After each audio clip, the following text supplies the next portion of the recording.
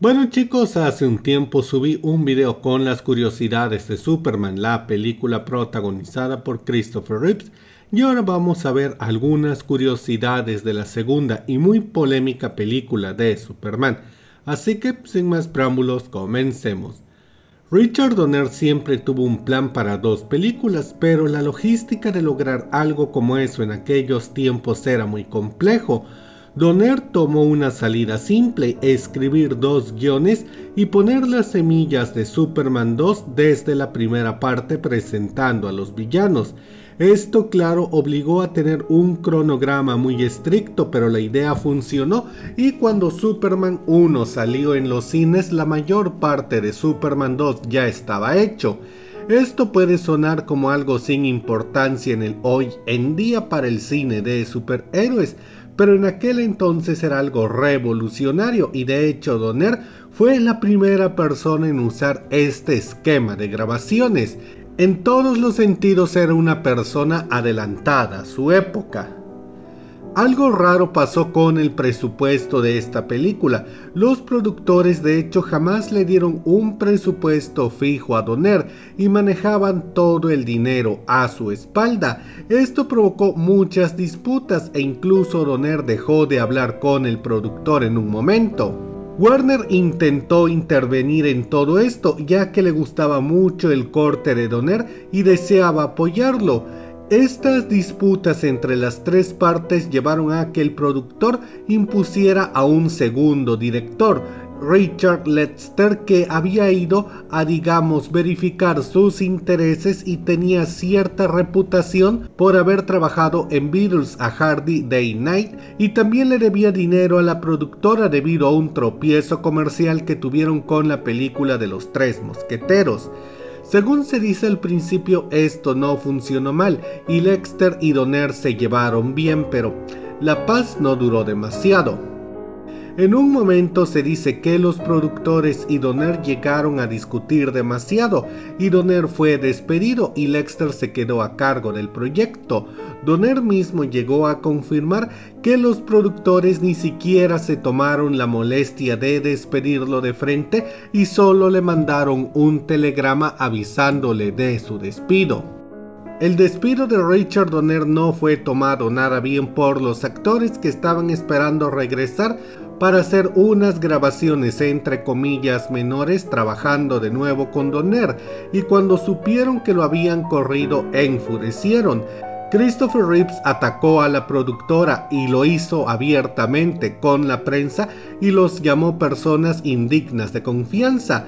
Margot Kidder, que ya era bastante conocida por su mal carácter, los llamó unos imbéciles amorales y Jim Hackman se negó a regresar a filmar escenas sin Donner.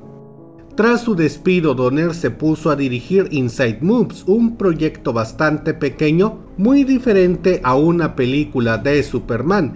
Mientras trabajaba en esta película, llegó un momento en el que la productora, harta de las quejas, le ofreció volver para terminar la película y compartir el crédito con Lester, pero a cambio la película sería un híbrido de la visión de los dos directores. Donner dice que aceptó echar un vistazo a lo que Lester había hecho sin él, pero cuando vio la escena de la Torre Eiffel no pudo más, salió de la oficina y dio un portazo de la furia que sintió al ver su obra destrozada. Y ya que vamos en el tema, Lester dijo que cuando tomó el proyecto estaba en serios problemas. El 60% de la película estaba hecha. Los actores trabajaban bastante mal con él y no tenía un guionista ni mucha idea de qué se supone que debía hacer. Su solución fue regrabar muchas escenas que ya estaban hechas y bastante bien grabadas, pero con un tono más cómico para hacerlo todo más comercial, y terminó inventándose muchas escenas para rellenar.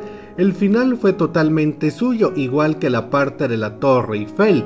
Lester mismo dijo que cuando el proyecto quedó terminado, solo el 40% era material puramente de Donner. Se dejaron algunas cosas como la trama de Clark sin sus superpoderes, pero la verdad es que Lexter también admitió que solo dejó esas escenas porque ya no tenía tiempo de regrabarlas. Si por él hubiera sido, las hubiera quitado porque le parecían demasiado serias. Para esta película Donner quería algo mucho más agresivo en el tema del villano, ya que si bien Luthor iba a volver, esta vez habría kryptonianos malvados que podrían enfrentarse a Superman al tú por tú. Desde el principio Donner dijo que quería a Terrence Stamp para que fuera el General Zod, pero pensó que el actor no iba a aceptar. Donner cuenta que se reunió con él y le mencionó la historia de fondo de Zod y Stamp se interesó bastante. En palabras de Donner, él aceptó el papel porque lo consideraba un desafío, algo diferente, y subió a bordo sin pensárselo 2 veces. Y bueno, continuando con todo el desmadre de los cambios y demás, la presencia de Marlon Brando también fue conflictiva. Llevar al actor a la primera película fue bastante caro y él participó de muy mala gana, pues consideraba una película de Superman como un proyecto mediocre. Pero mal que bien, bueno, él fue el gancho comercial.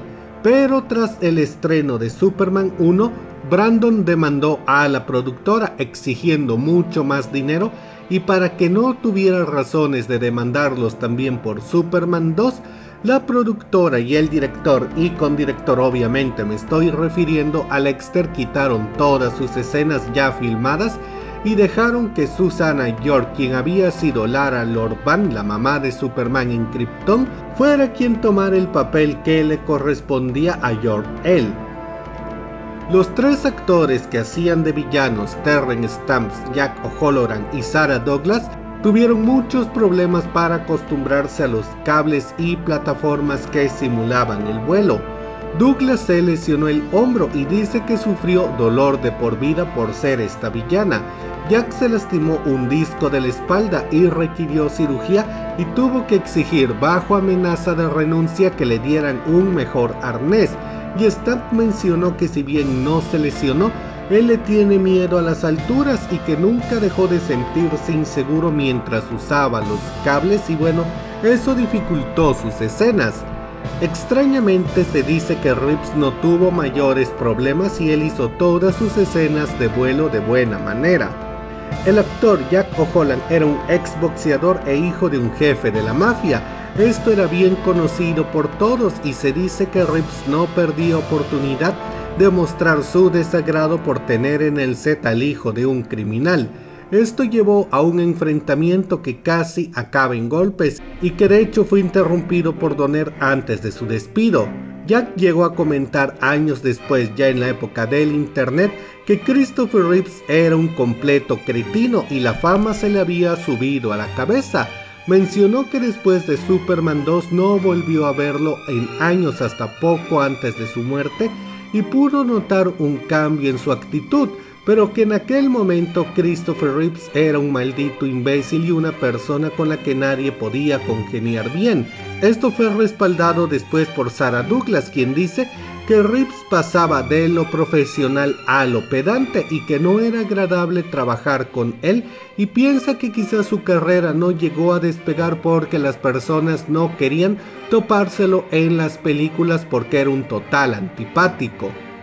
El final de la película tiene el muy recordado beso amnésico de Superman a Lois Lane, algo que actualmente es motivo de burla, y sí, eso fue idea de Lexter, pero hay una curiosidad. En aquel entonces Margot Kidder estaba en un mal momento de su vida y pasando por un duro divorcio, y comenta que en esta escena, bueno, dejó que sus sentimientos fluyeran y por eso se ve tan emotiva de su parte. Todos los problemas en el set repercutieron muchísimo a la hora de hacer la promoción de la película, pues los actores de aquella época no tenían ningún miedo en demostrar su descontento ante la prensa. Esto le trajo muchos problemas a Warner, quienes eran los encargados de la distribución. Ellos no sabían cómo hacer la publicidad correctamente, pues temían que si mandaban a Reeves, a Margot o a Hackman a alguna presentación, estos soltaran la lengua y atacaran a la película, o que incluso la misma prensa los motivara a atacar a la película, ávidos de buscar una nota roja.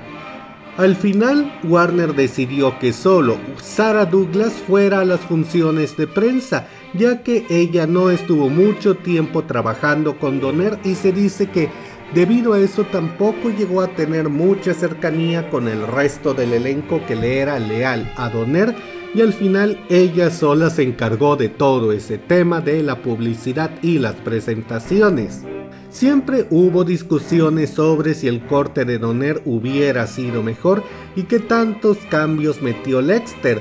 Esto fue alimentado a lo largo de los años por Warner, quienes lanzaron retransmisiones televisivas con algunas de las escenas de Donner.